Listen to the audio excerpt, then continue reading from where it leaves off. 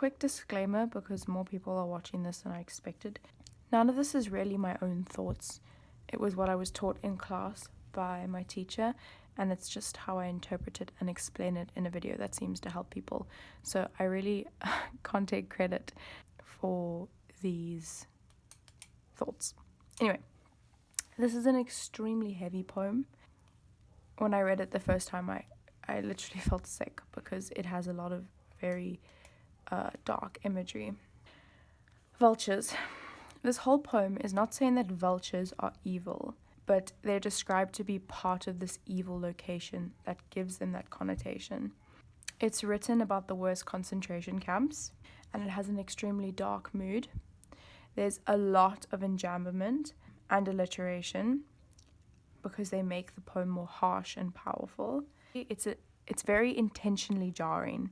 There's long sentences which give it a hopeless feel because it seems to be never ending. It's a despair of humanity. There's a comparison of vultures and the commander.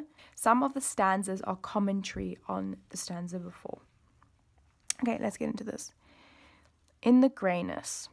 Immediately, greyness gives us a feeling of hopeless, deflated, and this stanza is an opening scene of dawn, and it already tells you how that dawn is. So, greyness and drizzle of one despondent dawn. Despondent is actually the word that means hopeless and deflated, and then there we can see the first little bit of alliteration. And this dawn is unpleasant and it's colourless, so it paints a picture. Despondent dawn, unstirred by harbingers of sunbreak. Harbingers are bringers, and it means it's not broken. This dawn is not broken by the bringers of sunbreak. Harbingers is not normally a positive bringing, it's a negative bringing, and it's a bringing of something that has not great value, but it's a big thing that they're bringing. It's not like it holds great importance. So normally the harbingers of sunbreak, something that breaks the dawn, is birds. So it's saying not even birds are here. But a vulture perched high on broken bones. Okay, so vulture, the immediate connotation is that they hang around death. And it's quite ironic that the only sign of life is a vulture. Perching on broken bones. So everything in nature is dead. And when you read perching high on broken bones of a dead tree, before you read of a dead tree, the line tricks your mind into the image of broken bones, which relates to the image of death in this poem. So it tricks your train of thought and it draws connections to the connotation of broken bones. Broken bones of a dead tree, nestled close to his mate, his smooth Bashton head. So suddenly the image changes. It's more intimate, it's more soft, it's more humanized. There's more humanized affection. But still, they describe him with a bashed-in head, a pebble on a stem rooted in a dump of gross feathers. So it's still very ugly imagery. And even in the middle of this hatred and very bleak imagery, there's a little bit of affection, but even in that affection, it's broken up by ugliness. So it has a very negative, bashed in has a very negative and violent connotation. And a dump of gross feathers gives you the idea of a rubbish heap, something that's discarded and dirty. Inclined affectionately to hers. Once again, that is the very humanly affectionate image. Yesterday they picked the eyes of a swollen corpse in a waterlogged trench. So that would be at the concentration camp. And the corpse, they specifically use the word corpse in the diction because it's a human body, but it's completely dehumanized. It's something that is a resource for the vultures rather than being a human. The eyes of a swollen corpse in a waterlogged trench and ate the things in its bowel. There, it's once again dehumanizing the corpse. It's very extreme imagery. It's sickening and visceral, which means it's gut-wrenching. Further dehumanizing, as I said, and ate the things in its bowel. Full gorged, they chose their roost, keeping the hollowed remnant in easy range of cold telescopic eyes. Okay, so when they gorged themselves, they ate not only until they were full, but after that. There was too many bodies to eat that they just continued to eat, and that adds to the gross imagery and the sadness of the time that there were so many dead bodies. The remnant is the corpse, so it's the leftover. And cold telescopic eyes. Cold gives a very unfeeling image, death-like, physically unpleasant, emphasizes how disgusting they are, or how they're being made out to be. Okay, now there's an ellipsis, and then you see it's continues there. So whatever's being said here is then being picked up over here. And this is inserted in, and it's commentary. Strange. So it starts with just that, strange. Strange, indeed, how love in other ways so particular. So this is all one sentence, right? And it's saying that it's ironic that love is evident in this awful place. And love in here is personified as a soft and feminine image. But in other ways, it's so demanding. And we think that love only flourishes in very specific situations with very specific circumstances and things that we must do.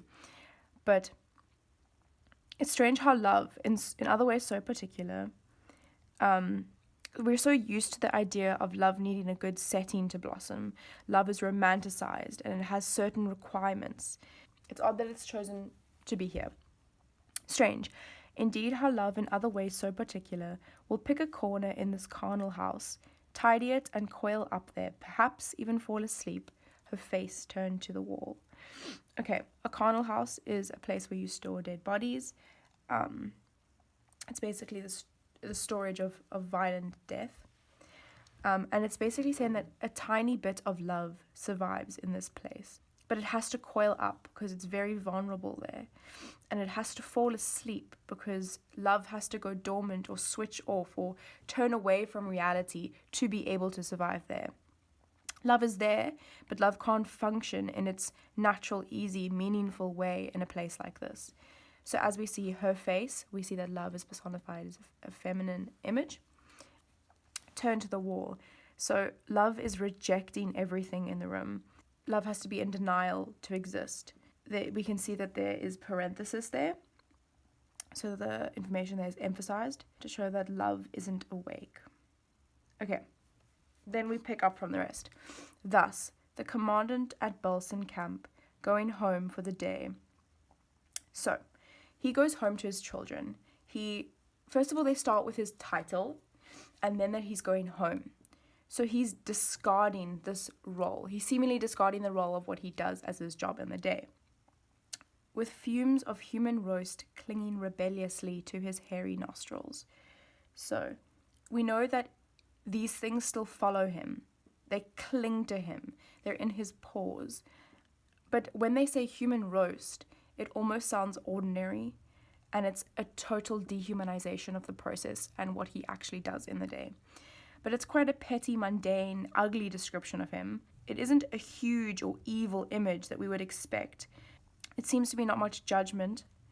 He's just carrying out his mundane life, and it's normality in the context of evil. Okay. For human roast clinging rebelliously to his hairy nostrils. He can't get rid of the evil part of him even when he goes home, even when he leaves work. We'll stop at the wayside sweet shop and pick up a chocolate for his tender offspring, waiting at home for daddy's return. So once again, this is like a pure image, and it relates to the vulture's pure image. So once again, there is love there. There's soft, there's gentle, there's the same tenderness that we saw in the vultures, and it's very affectionate. So it contrasts what was being said here. And then once again, there's the ellipsis, okay? And then the last stanza, this one is also commentary. This stanza basically crushes any type of hope that was set up before. It offers two alternatives for the same image, two perspectives. There's a positive one, which is, well, the more positive image, which is explained first, and the negative image, which ends the poem, which is quite important because the image you end on is the image that you're left with. So it's emphasized that that image might be the more important one. But this also holds the essence of the poem and what was trying to be explained in the other stanzas. Praise, bounteous providence. Okay, praise is a very positive image. If you will, okay, so we're choosing our own perspective. Providence is fate. And this is the same stone as the commentary in stanza 2. It's conversational and contemplative. If you will, that grants even an ogre a tiny glowworm tenderness. Okay, so the ogre is the commander, and it's basically saying that he's a monster for what he's done. A tiny glowworm, so it's extremely minuscule, but it does offer hope and light and positivity in humanity. Encapsulated means it's surrounded or trapped and overwhelmed. Tiny glowworm tenderness encapsulated in icy caverns of a cruel heart. So, in the icy caverns there's absolutely no warmth, and it shows that it's an extremely big space. And it's basically saying that's the best that he can give the commander, that tiny little bit of love. But there is a little bit in his cruel heart, but is almost overwhelming love. Okay, next image, or else. It's a very intentional diction. Despair, for in the very germ of that kindred love is lodged the perpetuity of evil. So this image has absolutely no hope, and it's saying that there's absolutely nothing left. So germ means the seed that is passed on, and kindred love is biological love. And it's saying inside that little glowworm, that little seed of family love, there is evil waiting to come out. And this act of kindness, as bringing a son a chocolate, doesn't make him good, because evil is birthed in the mundane acts of humanity. And the perpetuity of evil means there's everlasting evil. And even in the glimmers, even in that tiny glowworm, in that big, icy, cruel heart, evil lives. Because you can't separate the goodness from the evil if the evil is there. It's an extremely heavy poem, but its images are powerful and complex, and I hope that I did it justice.